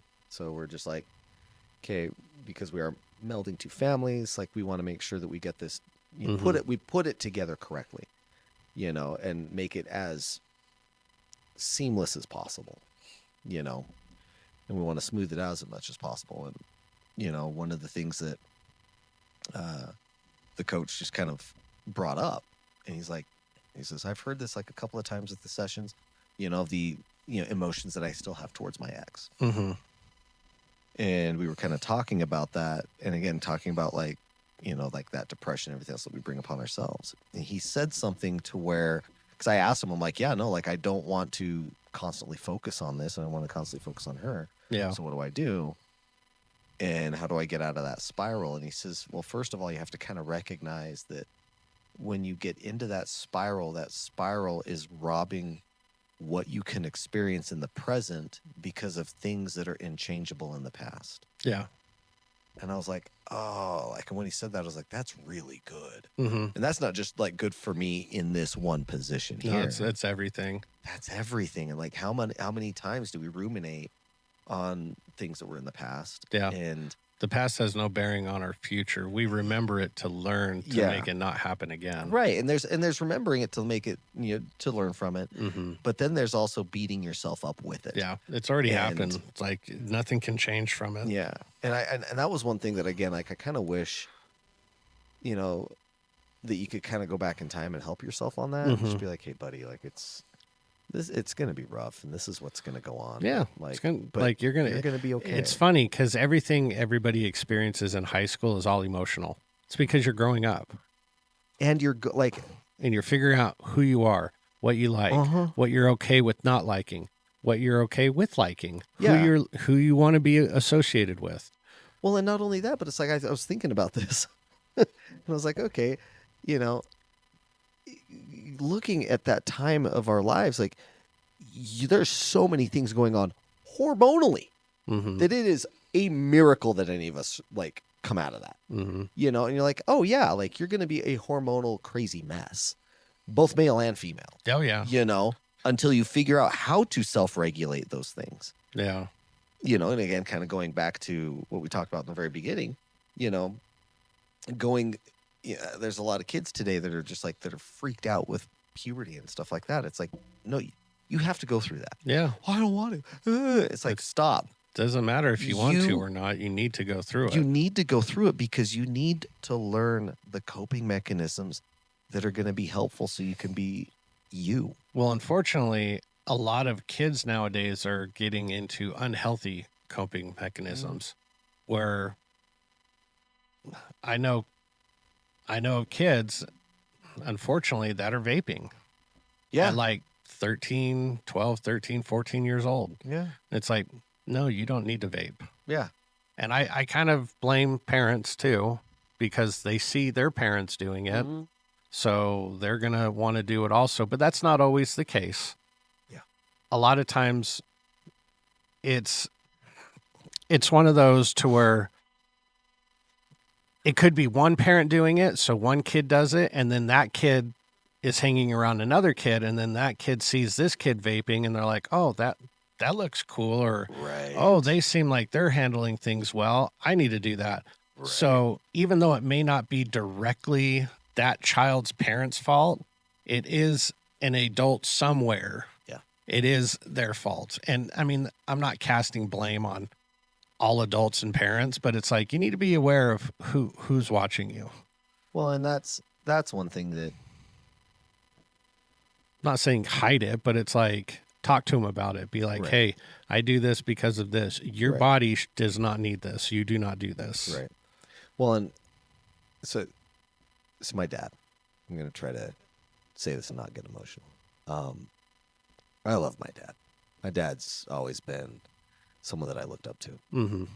Always, no matter what. And I knew that he had a tough life, you know, and to the point where it's like, I really have nothing to complain about. Yeah. You know, I always had a roof over my head. I always had food on the table, Yeah. no matter what. I always had clothes to wear. I always had toys. Yeah. I had two parents who, no matter what the problems were, I do know, like, without a shadow of a doubt, that they love me. Yeah. You know, all of those things, you know, that my dad didn't really have growing up. And watching him, just go through life. It's like I wanted to model myself around him. Mm-hmm. And, and again, yes, I am Mormon, and a lot of people know, like, oh, Mormons don't drink, Mormons don't smoke, Mormons don't do drugs, blah, blah, blah. And yeah, we don't. I should say we shouldn't. Yeah, that's why you take two Mormons on a fishing trip. That's right. So make sure that the other one doesn't drink all your your beer. Yeah. I love that joke so much. Yeah. Yes, but hey, Joseph said nothing about energy drinks. So. No. Yeah. We just put one vice to another. 100%. 100%. Don't drink alcohol, so we'll drink the sugar. I will drink the sugar, and I will ferment it in my body. That's in alcohol that's fermented. Hey, It's all whatever. I'm not a big drinker either, so it's like that's to each their own. Yeah. But anyway, so knowing what my dad went through with his mother's alcoholism and like raging alcoholism and the drug use and everything else that went on with other family members, it was one of those things where it's like, it's like, I don't want to do that because like my dad left that. Mm-hmm. He literally had to escape and was like disowned by his mother and everything else when he left. He's like, I'm not doing this. And I don't think my dad ever knew that that's like all throughout high school, all throughout college, my entire life. I don't drink. I don't smoke. I don't do that type of stuff. I don't do drugs because I watched him, and modeled my life around, kind of what he did. And I think kids today, and again, like this is kind of like a call out to parents. Like, if you want to live a certain way, that's fine. But when you start seeing your kids doing it and you don't agree with that, you do realize that they're learning it from you. Mm-hmm. You know, granted, I mean, there's, again, you know, I do swear a lot. I like my curse words. Yeah. You know, would I want my kids to do that? No. Well, then that's probably something that I should be looking at myself, not pointing my finger at them saying, you shouldn't say those things. It's funny, we had a rule the kids could not swear around us until they're 18. Uh-huh. And now they're taking full advantage of the fact that they're 18 now. Sometimes I even look at Jamie and I'm like, are you just saying it just to say it? Like, it's like on Paul, remember? It's like, I know you're new to this whole cursing thing. Oh, dude. Paul was hilarious. That was such a good movie. But no, yeah. Kristen Wiig. Just, sorry. God, such a good movie. That's so good. But I agree. It's whether you know it or not, they are learning from you. Yeah. So be aware of what you're doing around the people you're with. Yeah. Be the example you want them to be. It's just like with Cicely. Yeah. You are the model for the person that you want her to be with. Yeah. So if you want her to be with a certain person, that's who you act like. Yeah. Well, and that's the other thing that, you know, thinking about that, and my current situation, Mm-hmm. and it's tough on the kids. I don't care who you are. You know, Yeah. anybody who comes and tells me like, oh, you know, I mean, there's a lot of kids that have divorced parents, and it's totally fine. They get over it. No, it's not. No, they don't. Like, that is something that I fortunately have never been in that situation, Right. but I have seen the effects of it firsthand from a lot of students and a lot of friends, and they will act like everything's okay, but they are not okay. yeah. They are not okay. Right.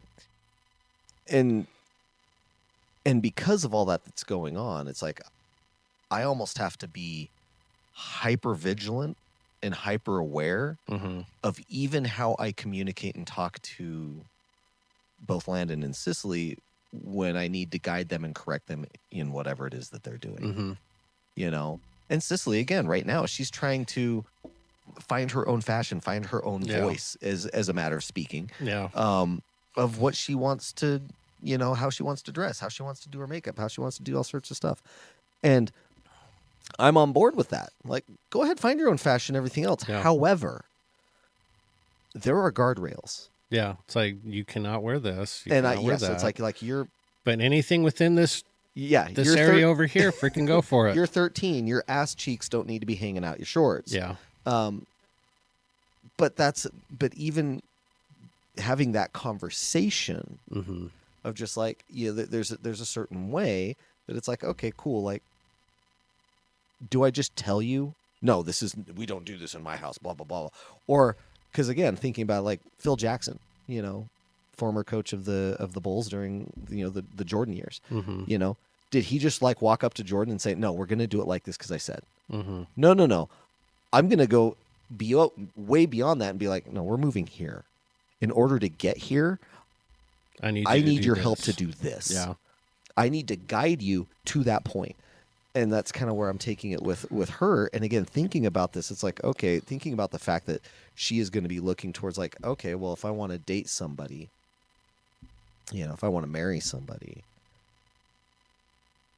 this is how my dad treated me. Mm-hmm. This is how my dad talked to me. This is what I'm willing to accept. Yeah, it's like either A, I'm going to be like, my dad's an ass, or B, my dad, you know, even though like on things that we had to discuss that I didn't like at the time, Mm-hmm. he took the time. I was pissed and I was angry and I was screaming at him. Mm-hmm. And he just sat there with me and talked me through things. You know, like Landon had a violin concert, killed it. And Cicely was there and she just was kind of really quiet. And I looked at her mom. I'm like, what's going on with her? And she's like, I don't know. I don't know. She's just being her. And I'm like, okay, cool. So we go in and we sit down. Cicely sits right next to me. And I look at her and I'm like, hey, how you doing? And she just kind of sits there. I'm fine. And I just laughed because we had a discussion about this. Yeah. And I'm like, okay, you know we don't use that word. You know? Yeah. And she just kind of shrugged her shoulders and sat there. I was like, okay. Do you want to talk about it later? Not really. Okay. Then that means I'm not even going to try to like push the button. All right. So like, I'm not going to ask you how you're like, tell me about your day. What going on today? We're trying to trying to just have a conversation with her. Well, that's all she needed was just for somebody to sit down and like just start talking to her about her day. And then what was actually bugging her came out. Yeah. That's how you get the information. And I'm like, oh. And then once it started to come out, that's when I asked her, I'm like, is this what was bugging you? And she's like, yeah. I just put my arm around her and I'm like, that sucks and that's hard. And sometimes you just need somebody to sit there with you and do that. And if I can model that person for her, she'll be single for the rest of her life because not a lot of men do that. No. So, Yeah. But it's one of those things where it's like you said, like modeling that type of stuff is your kids are gonna watch and they're gonna see that, Yeah. So I know we kind of went off on. That's all right. There. But high school turned into parenting advice. There you go. Because we're older now. But moving on to our last question.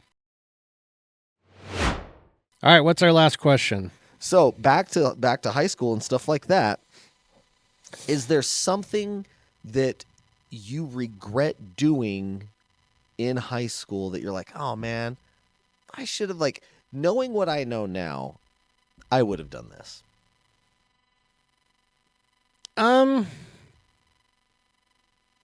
Yeah, probably tried a little harder in terms of like dedicating myself to more practice, and because I was pretty naturally athletically gifted, which was a blessing and a curse, because when you're naturally gifted, you don't practice as hard because you don't have to.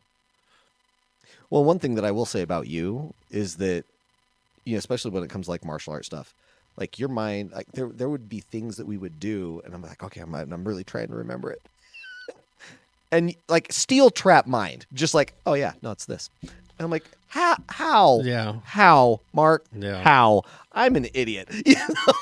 Yeah. But I mean, and again, I think that's kind of goes back to like what you were, yeah, kind of doing in high school. Like it was just like, yeah, you're naturally gifted.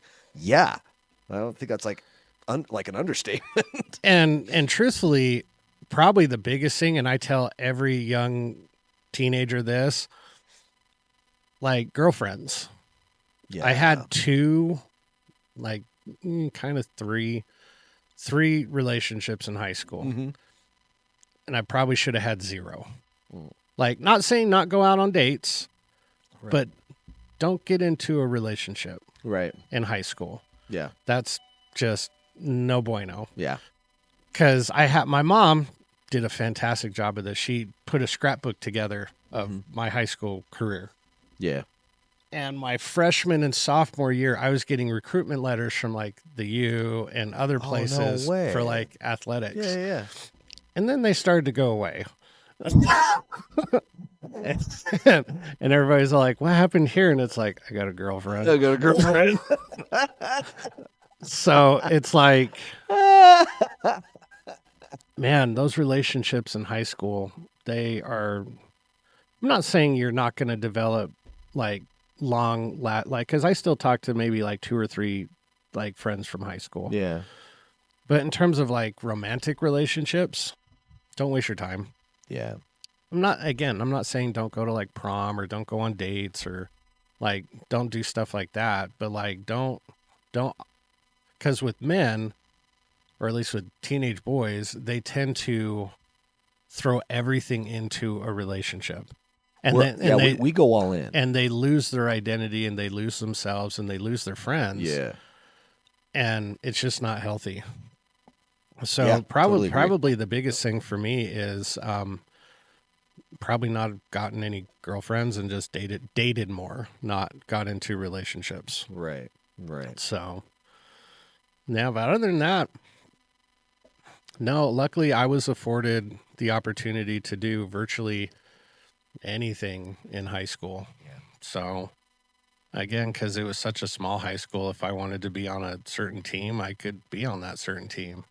If I wanted to do this club, I could do that club. you know, so I wasn't deprived of doing things in school. Right. I would have probably toned it down with feeling the need to be in a relationship. And it's not like I wrap my entire identity around that, but it's like, you know, I didn't understand the concept of dating. Because again, I went to such a small school that it's like, dude, if there was a good one, it's like you locked it in. Yeah. So if I went to a bigger school, bigger pool of people to Yeah. deal with, you wouldn't see them all the time. Mhm. Probably would have been different. Yeah. But the fact that there's like maybe 50 girls in the entire school, and it's like if you dated them and then that was it, like you would see them all the time. And it would have been awkward and bad. And so that's probably the only thing I would do, to be quite honest with you, Yeah. is not gotten into relationships in high school and just, you know, dated or not dated and just concentrated on me. Yeah. I mean, I don't, again, because it's one of those things to where would I have done things differently? No, because I met Shanna in high school. Yeah. You know, did we date in high school? No, but that's where I met her. Yeah. And it's, if I didn't do what I did, it wouldn't lead me to where I am now. Right. So it's like, would I have dated less or like gotten into relationships yet less? If I did, would I still be here? I don't know. I mean, I could have gone out of state to college, right? And, you know, stuff like that. But well, you know, because I was thinking about that too, and just being like, you know, like, what do I regret? Mm-hmm. You know, and one of the things that I've always regretted about both junior high and high school, because I think it's, you know, both of those kind of you start to build up the skill sets that are needed to be successful later on. Mm-hmm. And school always came really kind of easy. Like I didn't have to try hard. Yeah. Like I could like not try hard and get a B, and as long as I got B's, like my parents didn't care. Yeah. You know? And I hate to say that they didn't care. I don't think they understood what they should have been caring about, because they were too busy trying to keep food on the table and everything else. Yeah. Like, and it was rough. Yeah. And yeah. And if I were to like have just, you know, taken advantage of like, oh no, like I need to learn how to study well. Yeah. I need to learn how to prioritize my time well. Yeah. I need to learn how to push through the discomfort of being pissed off because I have to do homework and I hate it. Or I hate this assignment and it just drives me nuts. You know, no, it's like, who cares if you hate the assignment? It needs to get done because that's what's required. Yeah. To learn how to push through those things, so that by the time I hit high school, I would have continued to build those, you know, and again, like you said, like, okay, like my whole entire GPA would have been different. Yeah. My whole entire testing scores would have been different. We probably would not be here talking right now if that was the case. Mm-hmm. You know, my whole entire like educational, you know, trajectory would have been radically different. Mm-hmm. You know, I was actually thinking about that, like back in the day when I actually decided like, no, I'm going to be a martial art instructor. I got a job offer that same day. Really? Yeah. Okay. Yeah. It was like the minimum salary on that was like $90,000 a year. And I took being a martial arts instructor. And I'm going to say this because I believe the hype, you know, of what Russell was selling at the time. Well, I think you made a good decision. You know, I do too. Yeah. But again, if I was in a different position of life, you know, and could kind of like plan ahead and be like, okay, cool. So like when your, you know, current wife that you have right now leaves you, oh no, she'll never leave me. Shut up. She will. You know, like, what are you going to do? Like, you're going to start life over again, you know, and unfortunately this skill set does teach us a lot of things, but in the marketplace for a job, they don't give a shit. They're like, oh, so you ran a business for 17 years. Great. You know, like I had this discussion with my attorney, you know, afterwards. You know, I was like, oh yeah, it's because, you know, my ex was like, he can make so much more money, blah, blah, blah. He ran his own business for 17 years. And I said, okay, cool. I said, okay, Bradley, I'm going to come and work for you in your firm. I've got, you know, 17 years of running a martial arts studio. I want you to pay me money. And he just laughed. Yeah. He's like, yeah, no. He's like, your skill set doesn't transfer. And I'm like, yeah, I mean, but I again, think some aspects of it transfers, but not.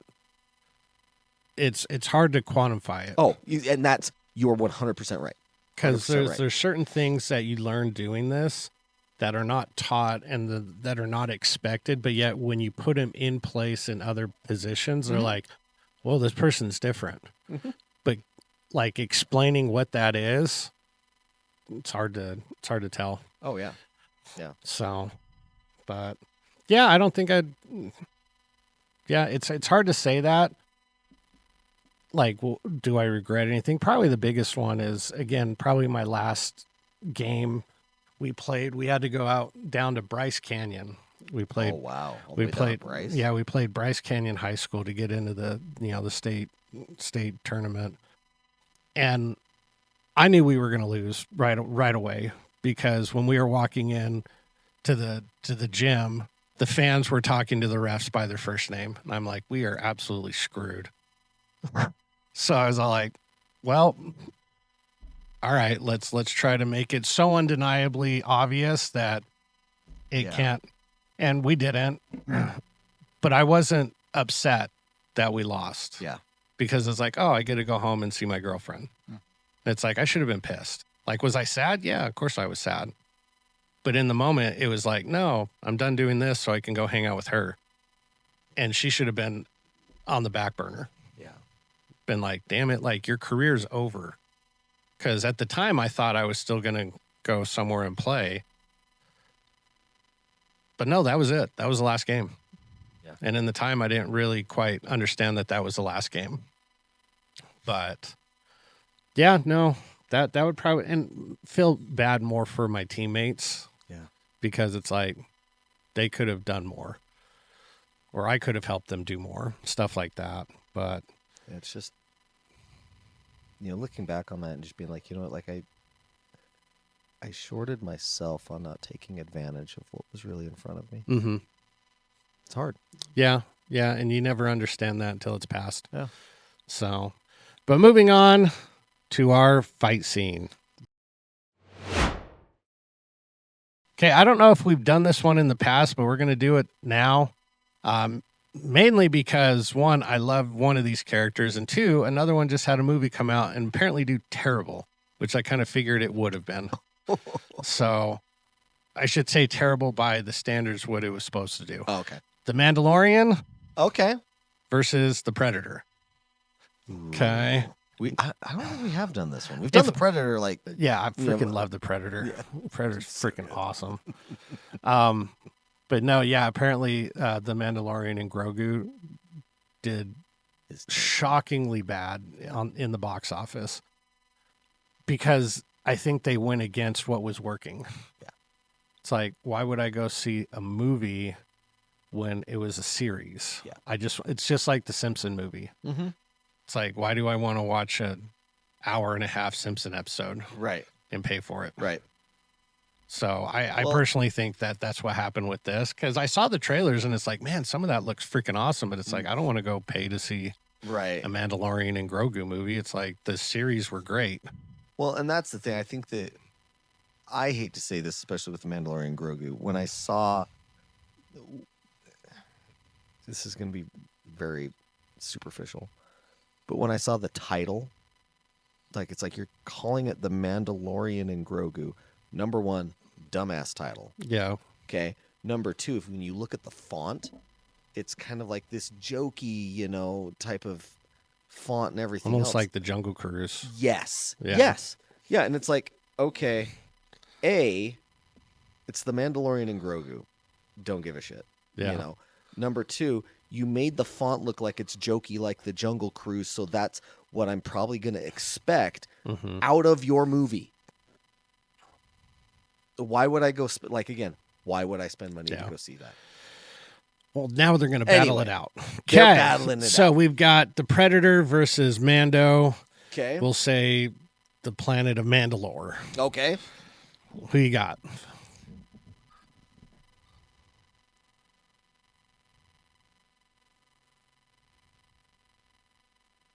With all of the equipment and everything else that he has, Mm-hmm. I mean, I'm gonna give a slight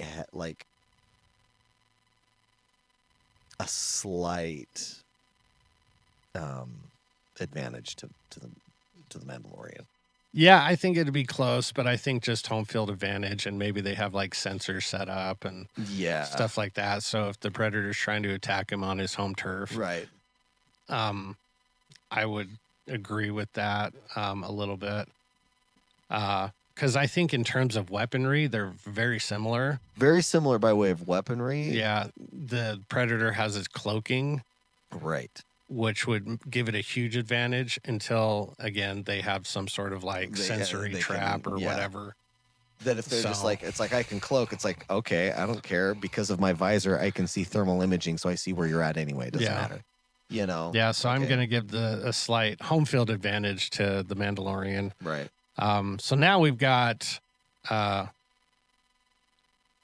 those two on, What's the planet's name? Yeah. Yahucha Prime. Yeah. Yahucha Prime. So apparently they're called Yahuchas. Yahuchas. Yes, that's their actual name, not the Predator. Yeah. So we just call him the Predator.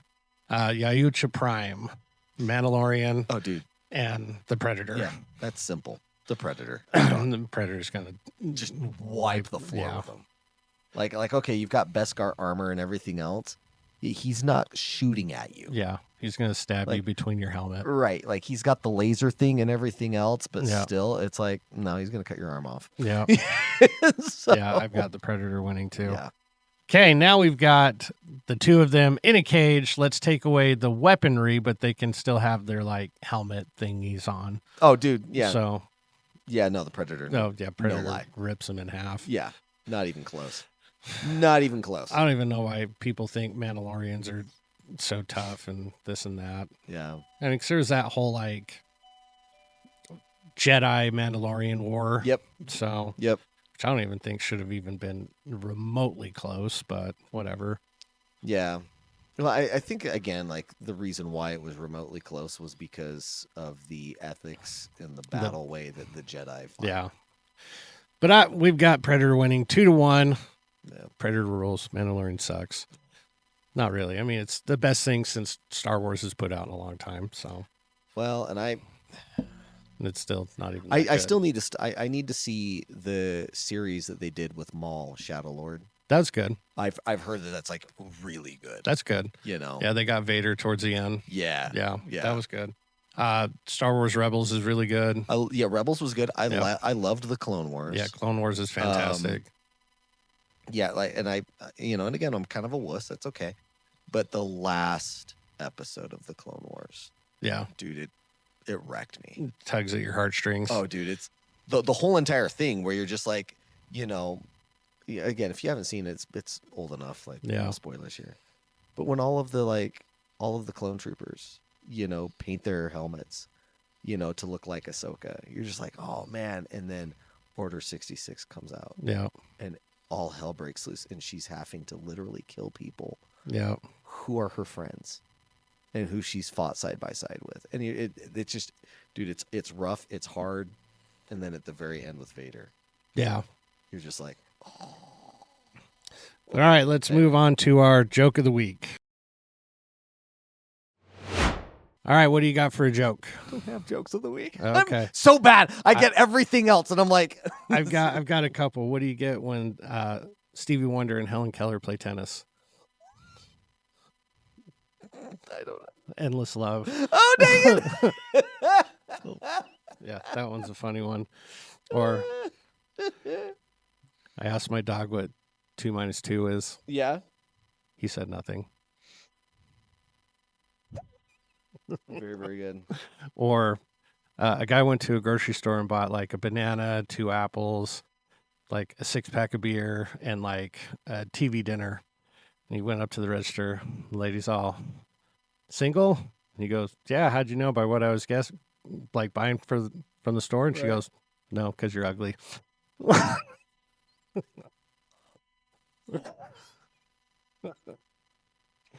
Okay, so there was this comedian that I was like watching. He's from France. Okay. And he says, yeah, I came over here, to America, and I lived in, some places. So like the N word that they translate over in France, as they put it under the subtitles, they use the word friend. So when it's my N word, it's my friend, right? Mm-hmm. And so his whole entire bit was like, so I like lived in a couple places that were very friendly, with a lot of friends. And he says, but and being there amongst my friends, he says that they would always misgender me and call me the wrong name, and I never could understand why. And it might have been because of the show Friends. I don't know, but they kept calling me Monica. Yeah. Yeah, I saw that one. Monica. Yeah. It's like, for those of you who are white and don't understand that joke, Yeah. don't worry about it. Yeah. Go get a friend. Go get a friend. Yeah, I saw that one. That one was good. But Monica. let's move on to our shout outs. Anybody you'd like to shout out real quick? I could shout out like all sorts of people. I will probably I'll make a list. I'll shout out like from like people that are just like, yeah, I think they deserve a shout out, but like, mechanics and stuff like that. Yeah. Like just shout out to the Service people that are working, the people, service people that yeah. are working on my car. Garage shops. Seriously, again, walk into the understanding that they are not there to like make your life worse. Yeah. That they're literally trying to help you out. They're trying to help. And if you have that type of mentality, and if they come to you and like, dude, like we need more time on this, I'm trying to figure it out. Why get mad? Why get angry? So that's like kind of lower tiers. Like, I think they all need a shout out. The other one is today is Cammie's bridal shower. So shout out to Cammie. Have fun, Cammie. Future Mrs. Davis. So yeah. Future Mrs. Hearing Aids. Yeah. I'm gonna make her go deaf. But let's move on to our final thoughts. Basically, I just think final thoughts should be like high school kids, congratulations. Yeah, 100%. But embrace the hardships. Yes. Embrace the suck. Yeah, like literally. It's not going to get easier. You're going to get tougher. Right. And those hardships will harden and shape who you were meant to be. Right. So Right. don't try to run from them. Don't try to escape from them. Confront them head on. Don't run away from the storm. Run into the storm, because then you'll get through it faster. Yeah, and again, this is one thing that I think we've tried to create. We've tried to create a lifestyle or in a way that we can go through life without pain or difficulty. But if you look at lifting weights, bodybuilding, that type of stuff, the only way you're going to get stronger and get bigger is through difficulty, through resistance. Yep. Take advantage of that. Take advantage of the things that are going to be difficult. Kind of like you said. If it's going to be the last, like put everything all in. Yeah.